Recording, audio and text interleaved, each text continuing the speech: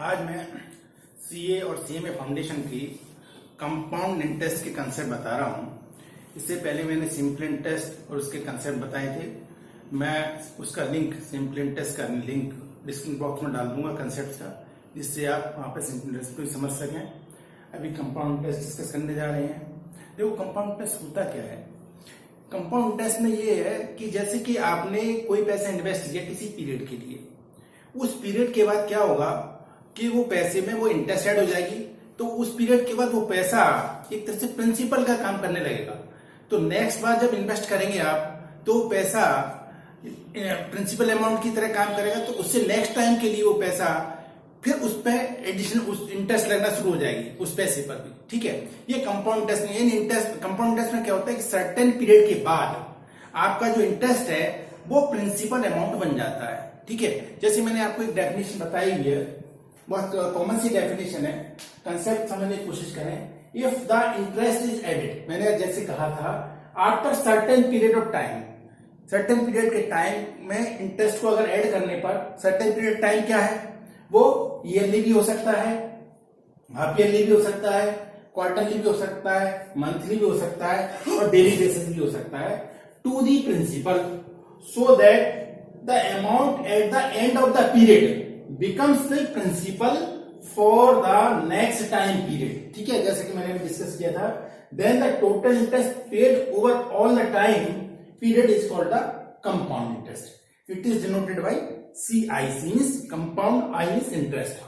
तो the total value or amount is calculated by the formula. ये formula अपने को लर्न करना है। A is equal to P 1 plus R by 100 whole power n.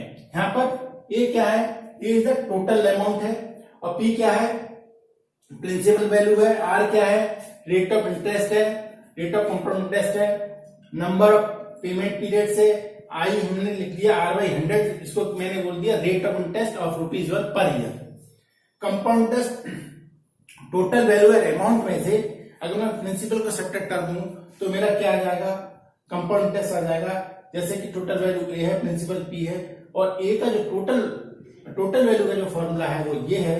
मैंने इस फॉर्मूला को यहां रखा तो इसमें से P कॉमन निकाला, तो इस तरह से ये हमारा CI निकल के आया। ठीक है, अब मैं नेक्स्ट आपको और फॉर्मूले दिखा रहा हूं जिससे कि आपको कैलकुलेशन करने में आगे आसानी होगी। अब देखिए नेक्स्ट कंसेप्ट में, when the interest is compounded half yearly then the amount is given by A is equal to P 1 plus R upon 2 into 100। और यहाँ पे क्या होता है बेसिकली देखना, मैंने आपको फॉर्मूला जनरल बताया था कि A is equal to P 1 plus R by 100 पे पावर n। जनरल फॉर्मूला ये होता है जिसमें हम एक पीरियड के लिए निकालते हैं, यानी एनुअली कह सकते हैं आप चाहें तो। अब क्या हुआ कि ये केस हो गया हाफ ईयरली यानी सेमी एनुअली। सेमी मतलब इसका मतलब एक साल में 2 बार आपको देना पड़ेगा। तो होता क्या है ऐसे केस में कि जो रेट ऑफ इंटरेस्ट होती है ना, उसको उतने नंबर से डिवाइड कर देंगे। जैसे 2 बार देनी पड़ेगी तो रेट ऑफ इंटरेस्ट को 2 से डिवाइड करेंगे और जो पीरियड है वो ट्वाइस हो जाएगा। तो जैसे यहाँ पर R है और यहाँ पर N है, अगर मैं हाफ ईयरली करूंगा तो R की जगह क्या हो जाएगा R/2। तो ऐसे क्या हो गया R/2 इंटू 100 तो हमारा फॉर्मूला था ही, और पीरियड N की जगह क्या हो गया 2N। ठीक है, ये हाफ ईयरली के केस में हो जाएगा। ऐसे अब क्वार्टरली में कितने क्वार्टर होते हैं, क्वार्टरली में 4 क्वार्टर, एक साल में कितने क्वार्टर, 4 क्वार्टर होते हैं। तो मैं क्या करने वाला हूं कि R की जगह पे क्या करूंगा R/4 कर दूंगा। तो देखो R की जगह मैंने क्या कर दिया R/4 कर दिया, और पीरियड पहले N था तो अब N की जगह क्या कर दूं 4N कर दिया। जो पीरियड है उसको एक साल में 4 बार पे करना पड़ेगा ना, तो ये 4N हो गया पीरियड। ऐसे ही अगर मैंने मंथली वाला केस ले लिया होता, मंथली वाला केस, तो यहाँ क्या हो जाएगा, when the interest is compounded monthly then the amount is given by, तो देखो यहाँ पे क्या हुआ, R को मैंने 12 से डिवाइड कर दिया और N को 12 से मल्टीप्लाई कर दिया। तो ये मंथली का केस हो गया कि भाई मंथली इस तरह से निकलेगा। अच्छा, अगला केस ये है कि हर साल रेट ऑफ इंटरेस्ट अगर मैं चेंज कर रहा हूं, ऐसा भी केस आ सकता है कि भाई पहली साल में मैंने रेट ऑफ इंटरेस्ट ये दे दिया, अगले साल में हमने कहा इस रेट ऑफ इंटरेस्ट से पैसा देंगे, अगले साल में हमने कहा इस रेट ऑफ इंटरेस्ट देंगे। तो इसमें सिंगल ईयर का, सिंगल पीरियड का हो रहा है। तो यहाँ क्या होगा, ऐसे केस में when the rate of interest for first, second and third years are R1%, R2% and R3%, ऐसे रेट ऑफ इंटरेस्ट चेंज हो रही है हर पीरियड के लिए या हर ईयर के लिए respectively, then the amount is given by, तो P प्रिंसिपल है। तो देखो 1 plus R1/100, यहाँ पे एक एक पीरियड के लिए, इसलिए मैंने पावर 1 कर दिया। अगले पीरियड के लिए रेट ऑफ इंटरेस्ट क्या हो गई, ये हो गई, है ना। तो 1 प्लस R2/100। फिर अगले, अब होगा क्या, बेसिकली देखो ये क्या बन जाएगा, ये प्रिंसिपल का काम करेगा इस पीरियड के लिए, तो इसलिए मल्टीपल हो रहा है, और उससे अगले पीरियड के लिए ये पूरा प्रिंसिपल का काम करेगा, तो ये मल्टीपल हो रहा है। इस तरह से ये चलता रहेगा। हम इस तरह से, हम कई साल का अगर दे रखा हो या कई पीरियड का दे रखा हो और भी दे रखा होता, चौथे साल में पांचवें पीरियड या, तो हम सबका मल्टीपल कर लेते और वैल्यू कैलकुलेट कर देते। ये मेरे कंसेप्ट है, अभी आगे डिस्कस करेंगे। अब देखिए नेक्स्ट है नॉमिनल रेट ऑफ इंटरेस्ट और इफेक्टिव रेट ऑफ इंटरेस्ट क्या होती है। भाई नॉमिनल इफेक्टिव में पहली बात तो आपको डिफरेंस पता होना चाहिए कि दोनों डिफरेंस है क्या। Basically nominal rate of interest में क्या होता है कि हम अगर एक साल में एक बार ही इंटरेस्ट कैलकुलेट करें, यानी आप ये कह सकते हैं कि अगर मैं एनुअली इंटरेस्ट कैलकुलेट करूं किसी भी चीज की, तो वो कहलाती है nominal rate of interest. When an amount is compounded yearly at a certain rate of interest, rate of interest कोई भी होगा लेकिन ईयरली कैलकुलेट होगी, then the interest so calculated is called या termed as nominal interest। एक साल में एक बार अगर इंटरेस्ट कैलकुलेट कर रहे हैं तो उस इंटरेस्ट को हम नॉमिनल इंटरेस्ट कहते हैं। दूसरी है effective rate of interest. Effective rate of interest और नॉमिनल में डिफरेंस क्या है। इफेक्टिव रेट ऑफ इंटरेस्ट में इंटरेस्ट एक साल में एक से ज्यादा बार कैलकुलेट करते हैं, है ना।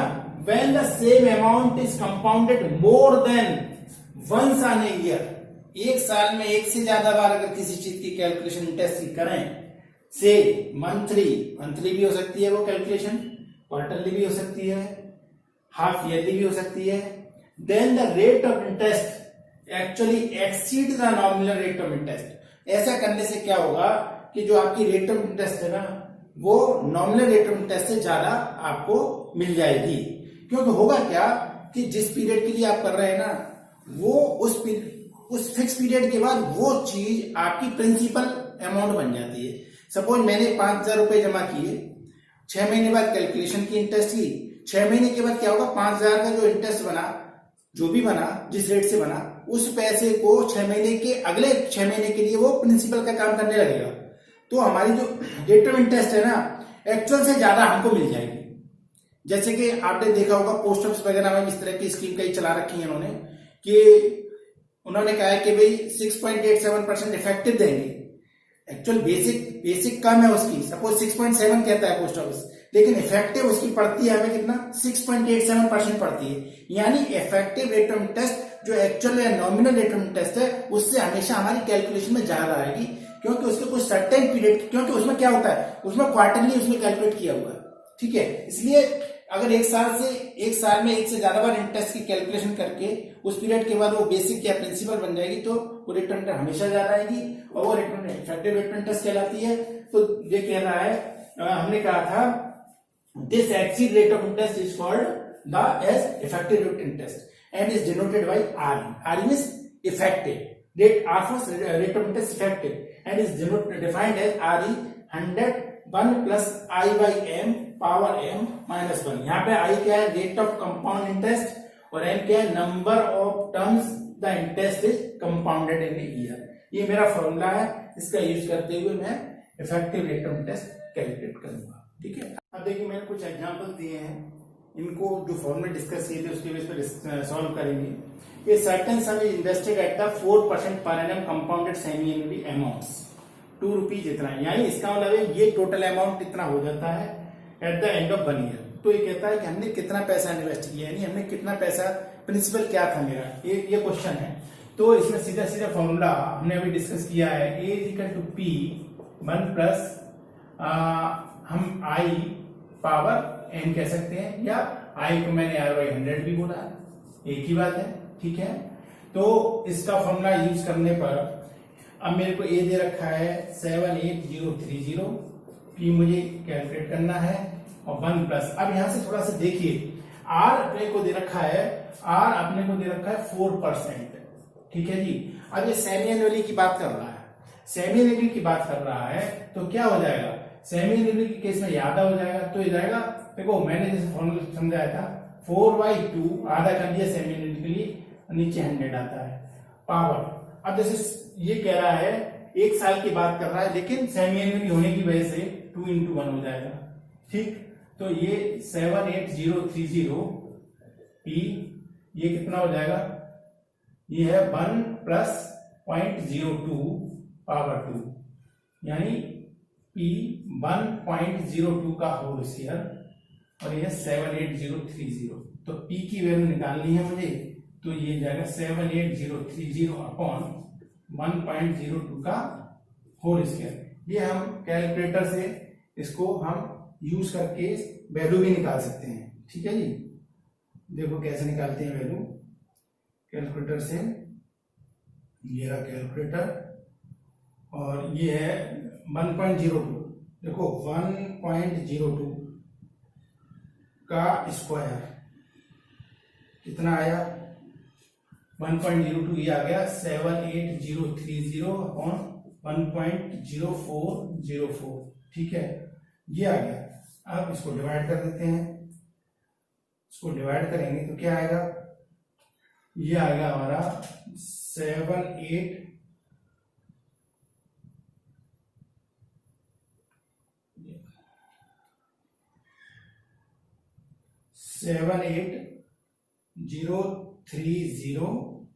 डिवाइड बाई 1.0404, ये आ जाएंगे ₹75,000।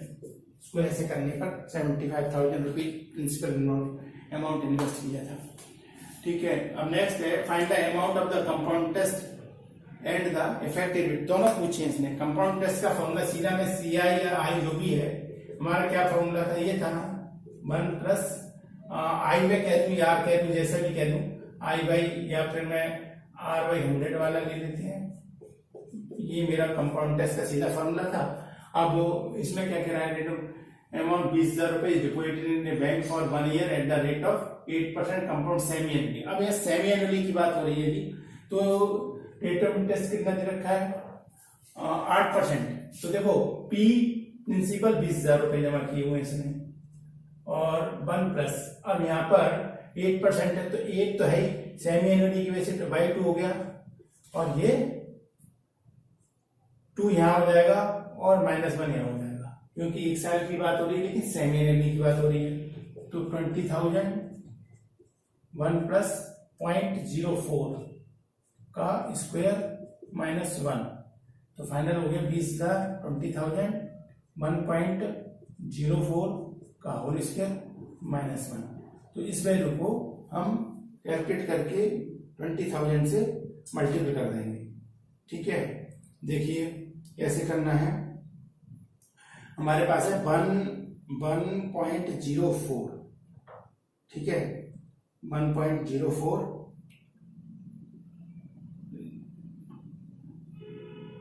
1.04 का स्क्वायर कितना होगा, ये आ गया 20,000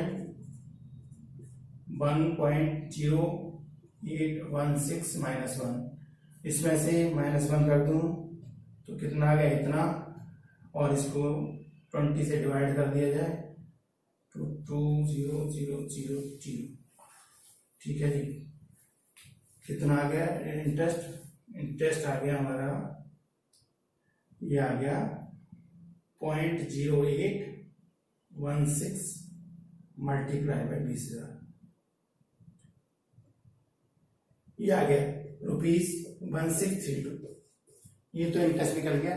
अब ऐसे ही मेरा इफेक्टिव रेट इंटरेस्ट का मैंने क्या फॉर्मूला बताया था, RE 100 1 + I/m पावर m, और ये -1, ये इफेक्टिव रेट ऑफ इंटरेस्ट का फॉर्मूला है।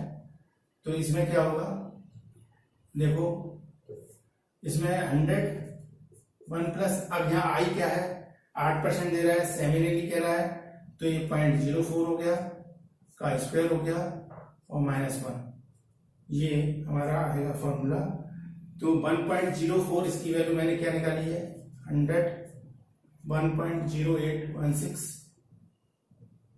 ये -1, तो ये फाइनल वैल्यू आएगी इसकी 100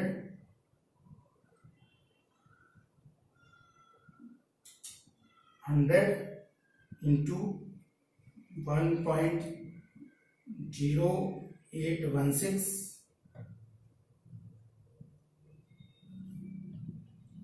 और -1 कितना आ गया ये?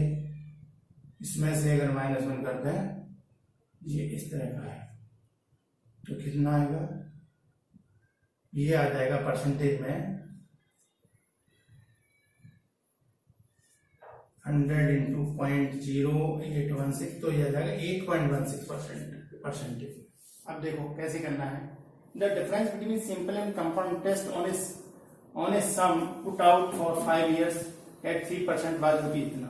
सिंपल और कंपाउंड टेस्ट का जो डिफरेंस है 5 साल का वो 46 रुपए 80 पैसे दे रखा है, तो सम क्या होगा?